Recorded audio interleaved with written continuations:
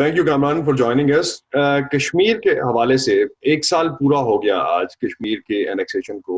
India ने जो decision लिया उसके बाद इंडिया की जो मूव ये थी उसके बाद से उन्होंने किस तरह से उसको लेके चले हैं, किस तरह से डिफेंड किया, और पाकिस्तान के पास क्या ऑप्शंस थी, क्या पाकिस्तान ने सारी ऑप्शंस एक्सप्लॉइट कर ली हैं?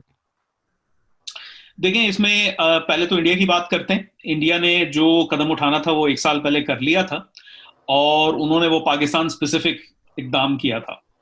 तो उसके वो तो खैर उन्होंने जो भी उनको फायदा हुआ पाकिस्तान के हवाले से तो वो तो अलग बात है। लेकिन डोमेस्टिकली जो साबिक रियासत थी जम्मू और कश्मीर की, जो अब दो यूनियन टेरिटरीज बन चुकी हैं, उसमें उनके पास कोई एग्जिट स्ट्रेटजी नहीं है।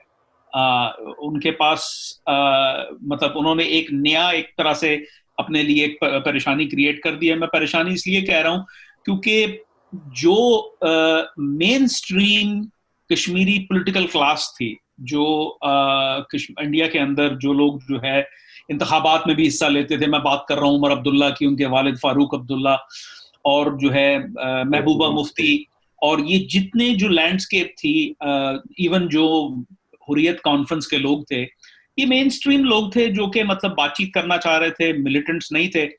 तो उनको एलियनेट कर दिया। तो जहां तक पाकिस्तान का ताल्लुक है, देखिए पाकिस्तान के पास पहले भी जो है ना कार्ड्स नहीं थे और अब भी नहीं है।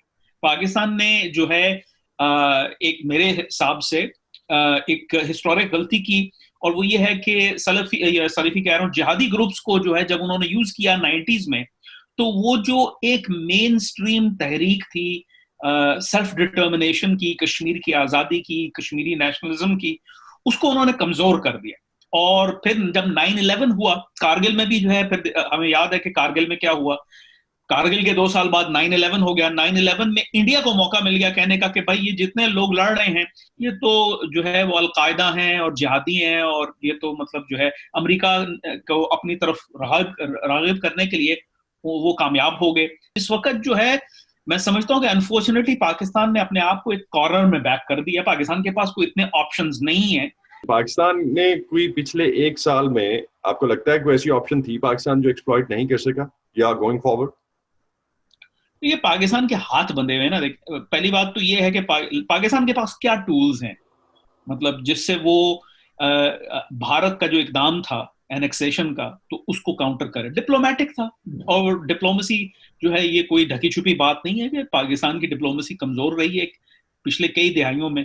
फिर फाइनेंशियली जो है पाकिस्तान बहुत कंस्ट्रेंड है। क्या कर सकता है कश्मीर के लिए, मतलब जो है ना कि क्या कोई माली मुआवनत कर सकता है? फिर ये है कि जो रवाबित होते थे हैं पाकिस्तान के जो कश्मीरी मेन स्ट्रीम जो कम्युनिटी है, मुसलमान कम्युनिटी है, तो वो जो है कट ऑफ है। वो डिपेंड करता है कि भाई इंडिया आपको उनके साथ मिलने देगा या नहीं मिलने देगा।